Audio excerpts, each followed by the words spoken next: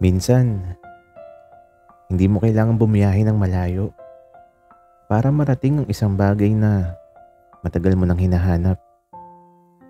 Minsan, sakay lang pala yun ng kotse mo. Hindi ako sanay na may ibang taong nagmamaneho para sa akin. Lalo na't hindi ako sigurado kung mapagkakatiwalaan ko ba siya. Kailangan ko kasi ng driver mula nung lumipat ako ng bahay. Mas malayo na to sa opisina at madalas na akong napapagod. Kaya nung nirekomenda si RB, tinanggap ko na lang kahit may alinlangan. Una ko siyang nakita sa gate. Naka-uniforming maayos, may bit-bit pang malamig na tubig na nakangiti ng bahagya. Moreno siya, matangkad. May tika sa tindig, pero ang pinaka nagpaangat ng kilay ko, yung mga mata niyang singkit na tila may lihim na sinisilip sa loob. Sir Jake, bati niya. RB, right? Sagot ko, sabay tingin sa relo ko. Okay, let's not be late on our first day. Tahimik kami habang nasa loob ng kotse. Pangit kong mag-English, sorry. Wala akong ganang makipag-usap pero napansin kong ang linis niyang magmaneho. Walang biglaang preno, walang shortcut. Para bang sinisigurado niyang hindi lang ako makakarating. Gusto rin niyang komportable ako habang naroon. Nang minsang mag-stoplight kami, napatingin ako sa rearview mirror. Naabutan ko siyang palihim na sumulyap sa akin. Ngumiti siya nang mapansing nahuli ko siya. Ang ganda ng music taste mo, sir. Aniya. Sabay tingin sa radyo na may mahinang tugtog ng Ben and Ben. Nagkibit balikat lang ako. Wala akong choice. Spotify yan ng kapatid ko. Wika ako. Tumawa siya, mababa yung tawa. Kalmado, hindi nakakainis. Hindi rin nakakabastos. May kung anong init sa loob ng sasakyan na hindi galing sa aircon. Alam mo, RB, ayokong kinakaibigan ng driver ko. Sabi ko, habang nakatitig sa labas. Napalingon siya saglit. Tapos sabi niya, okay lang sir. Ayoko rin makipagkaibigan sa boss ko.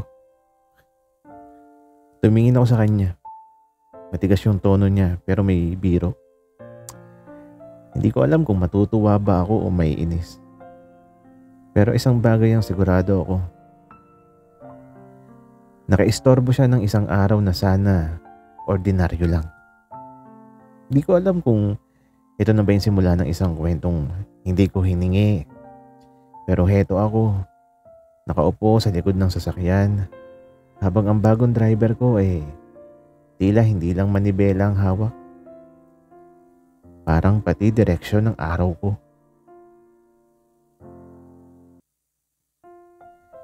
Minsan ang katahimikan sa loob ng sasakyan, mas maingay pa kaysa sa sigawan sa loob ng puso. Pangalawang linggo na ni RB bilang driver ko. At sa loob ng mga araw na yun, unti-unti kong napapansin ang mga maliliit na bagay. Paano siya tumingin sa rearview mirror, hindi lang para sumilip sa daan, kundi para sulyapan ako. Paano niya inaayos ang upuan ko bago ako sumakay. Tahimik, maingat, parang sanay ng alagaan ng isang taong hindi pa niya ganap na kilala. Paano siyang ngumiti kapag napapansin kong may bagong pabango siya. Sir Jake, Sambit niya minsan habang nasa traffic kami sa may EDSA. Okay lang bang tanungin kita ng personal?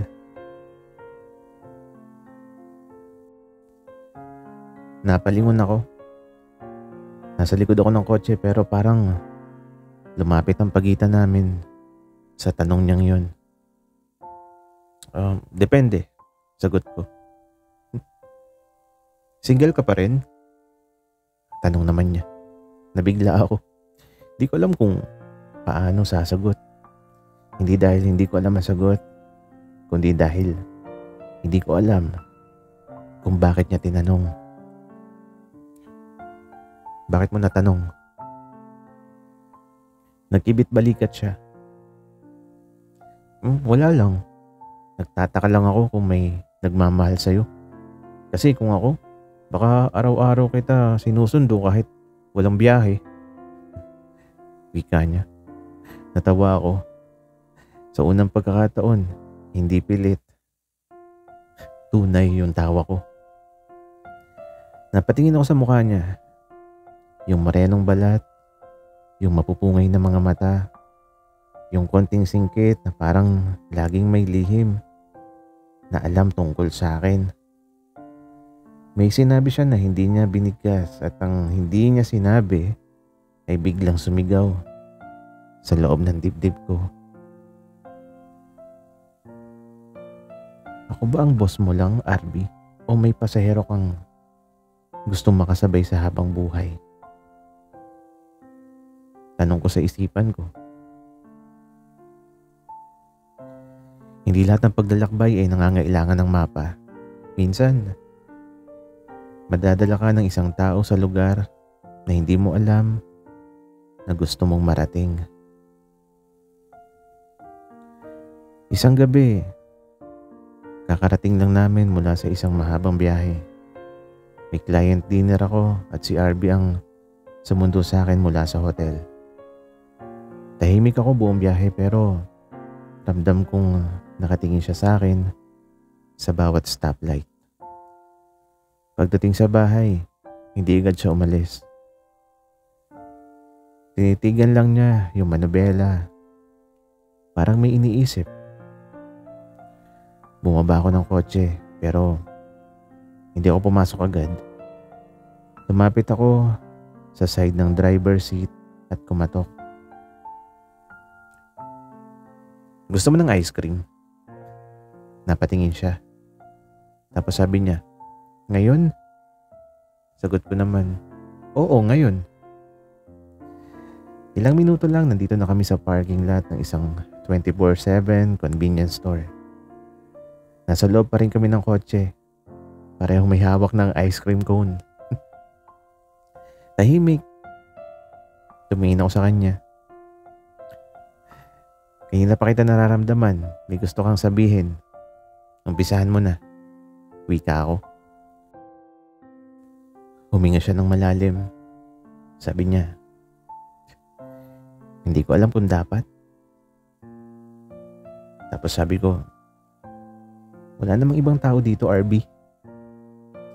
Ngumiti siya pagkatapos ng ilang saglit.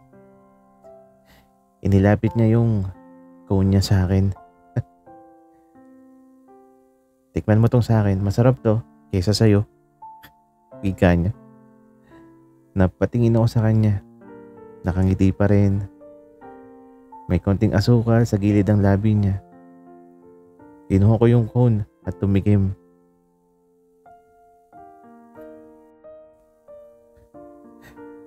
Masarap nga.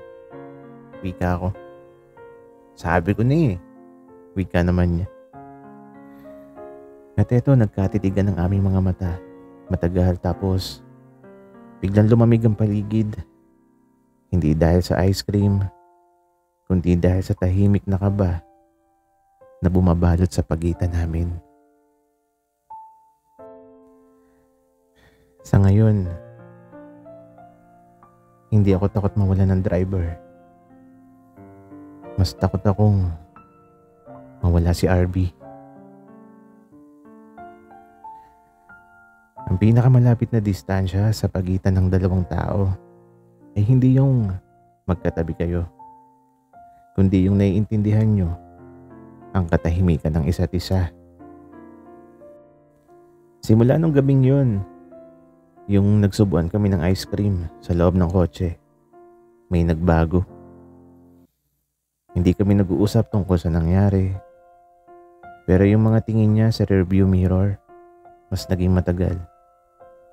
Ang mga tanong niya tungkol sa schedule ko, mas naging personal. Sir Jake, off mo ba sa linggo? Wika niya. May hilakad ka ba mamaya? Baka gusto mong dumaan sa paborito kong tapsihan. Wika pa niya. Okay ka lang ba? Tahimik ka ngayon. Wika ulit niya. Wala kaming formal na usapan pero damang-dama kong may ibig sabihin ng bawat tanong. At ako, hindi ko rin siya matawag na driver lang kasi kapag napapasulyap ako sa kanya habang nagmamaneho, parang siya na yung direksyon na gusto kong sundan. Isang gabi, habang nagbibiyahe kami pa uwi, umulan. Biglaan, sobrang lakas. Tulad ng tibok ng dibdib ko nang magsalita siya. Jake, pwede kayo ba akong magsabi ng totoo? Tumango ako kahit hindi siya nakatingin. Simula noong una kitang sundin, alam ko na iba ka. Wika niya. Napatingin ako sa kanya. Basang-basa na yung windshield pero para sa akin, parang lumilinaw ang lahat. Kaya lang, di ko alam kung saan ako lulugar. Boss kita, lalaki ka. At baka hindi mo ko tingnan sa ganong paraan. Wika niya. Hinawakan ko yung braso niya. Mainit kahit malamig ang hangin mula sa aircon. Harvey, kung hindi mo lang ako boss, matagal na akong lumugar sa tabi mo. Wika ako. Tahimik siya pero ngumiti. Yung ngiti na para bang kahit ulan ang bumabagsak sa paligid, may araw pa rin sa pagitan naming dalawa.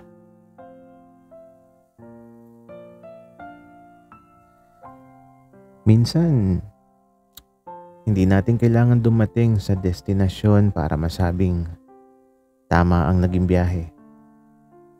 Dahil ang mahalaga, sabay kayong nasa iisang sasakyan, handang magpatuloy saan man humantong.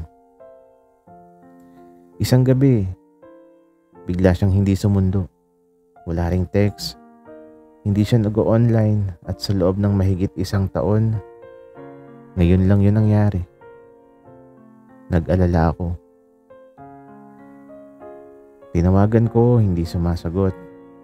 Nag-drive ako mismo. Pinuntahan ko yung bahay nila. Pagdating ko ron, nakita ko siya. Nakaupo sa labas, mag-isa. Mukhang matamlay. Parang ako, noong hindi pa siya dumarating sa buhay ko.